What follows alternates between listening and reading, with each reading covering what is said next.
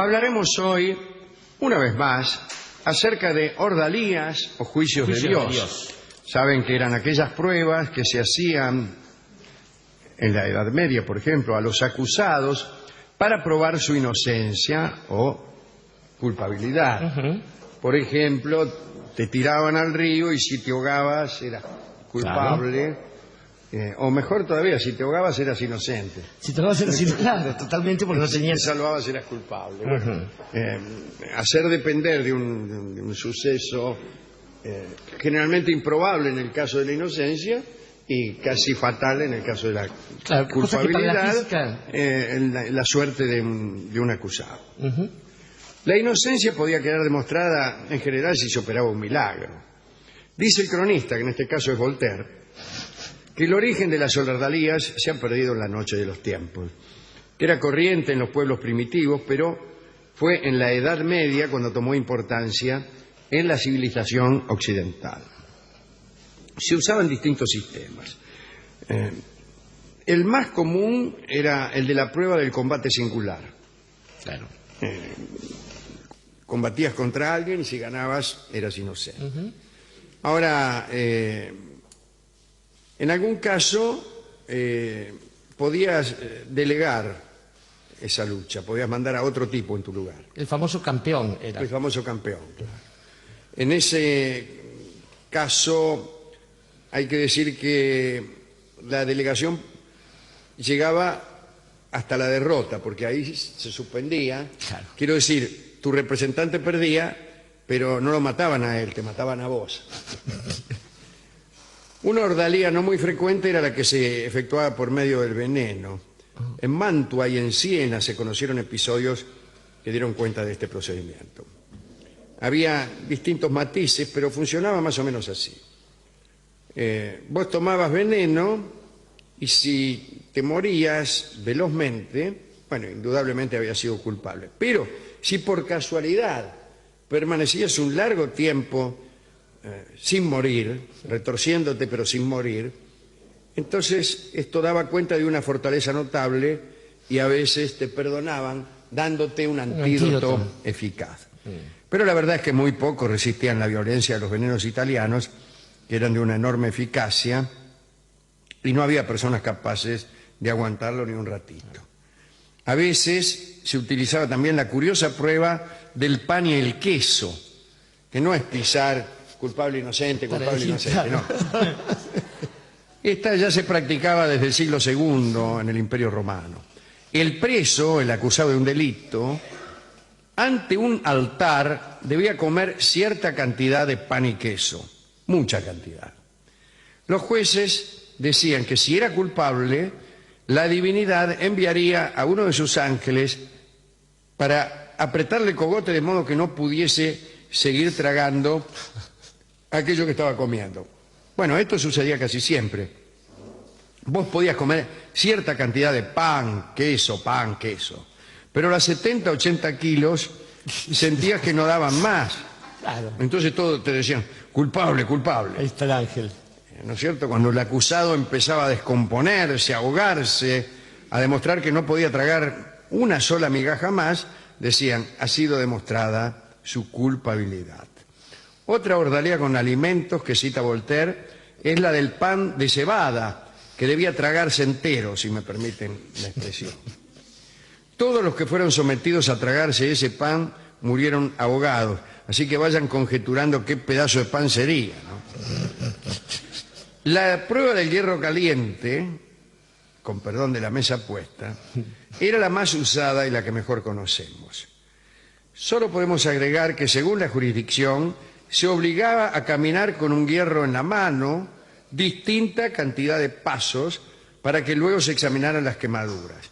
Es decir, vos agarrabas un fierro caliente al rojo, Sí. y si no te quemabas eras inocente.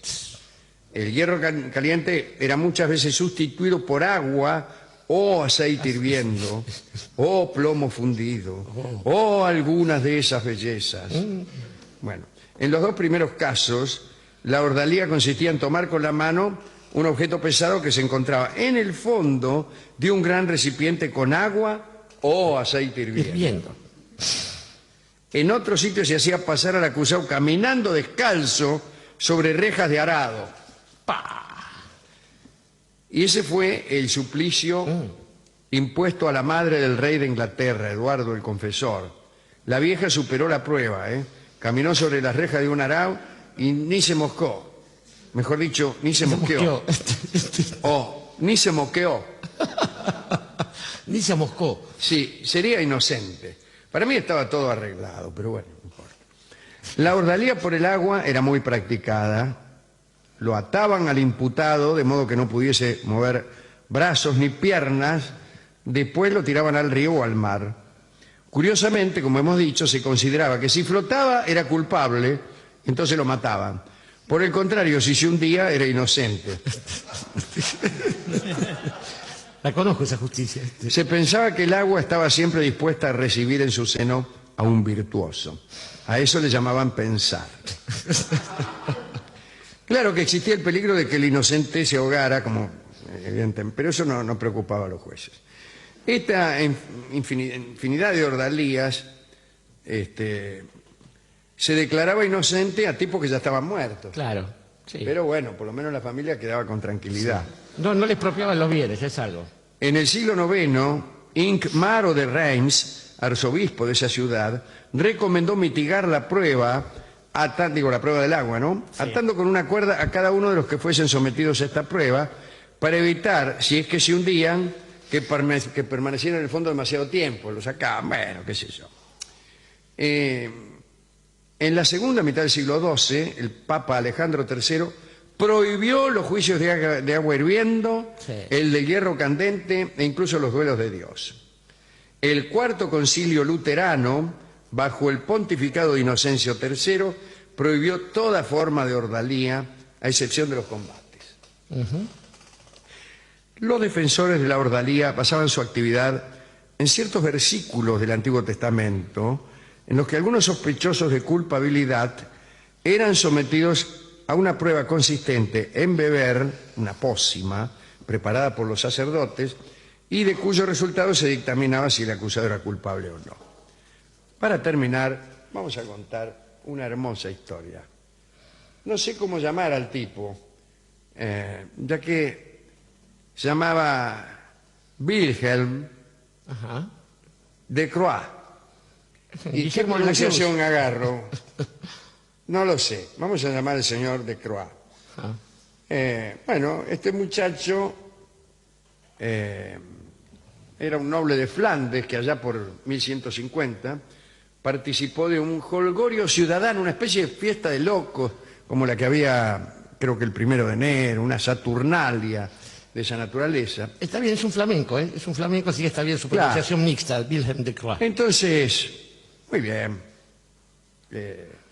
Allí, durante esos días, estaban permitidas las borracheras, las burlas, no se hacía caso de la autoridad, había un despliegue de danzas, acciones lascivas. Qué bueno. Solo permitidas en días carnavalescos, ¿no? Se permitían también comilonas en las iglesias. Iglesias no, iglesias. ¿Qué tal, iglesias? ¿Cómo le va? Las iglesias anglicanas, ¿sabes? Se permitía beber sin límite y reuniones poco edificantes en general. Qué linda vida. Pues bien, de Croix se emborrachó convenientemente, pero su ebriedad continuó en los días posteriores a las fechas convenidas, a las fechas carnavalescas. Y entonces, como festejante solitario y aislado, le pasó lo que le pasaba a aquellos japoneses que no sabían que había terminado la guerra. Estaba borracho y no le dijeron que había terminado el carnaval. Entonces entró a una iglesia solo, le convidó vino a los santos, se abrazó una figura, la tiró al piso, se instaló sobre el altar para dar una misa en la que pregonó las más diabólicas iniquidades. Lo escucharon unos pocos que, espantados, lo denunciaron al día siguiente y de Croix fue preso. Parece que el tipo no se acordaba de nada. Y negó naturalmente su culpabilidad y tuvo su juicio de Dios. Y aquí no hubo milagros, pero sí una estricta creencia por parte del acusado. Le dijeron que agarrara un fierro caliente y él, que sabía que era inocente o creía saberlo, lo aceptó confiado porque creía, Qué bueno. porque tenía fe. Y entonces lo tomó con gracia, como quien agarra un turrón. Ah, dijo, traiga para acá. Pero empezó a quemarse naturalmente. Dice el cronista que pegó un grito de dolor. Habrá dicho en su perplejidad, ¿cómo es esto? Claro. ¿Qué está pasando? ¿Dónde estaba Dios cuando quemaste? Al instante, entre quejas y sollozos, prometió no beber más. Le sugirieron que eso probablemente sucedería porque lo iban a ahorcar por blasfemo. Y así fue. Y esta es la última historia que queríamos contar. Tengo una mala noticia y otra peor, le dijeron, pobre hombre. Pero creo, Alejandro, que la vida está llena de falsos asombros, diríamos. A ver, la fiesta sorpresa, ¿no? Por ejemplo, uno no se asombra, uno ya sabe que le van a festejar, le ocuparon la casa, una porquería. Los regalos de cumpleaños, uno ya sabe que la tía Amelia le va a llevar un calzoncillo, y etcétera, etcétera. Y cosas, y el padre va a arreglar lo que no le gusta o que no sirve.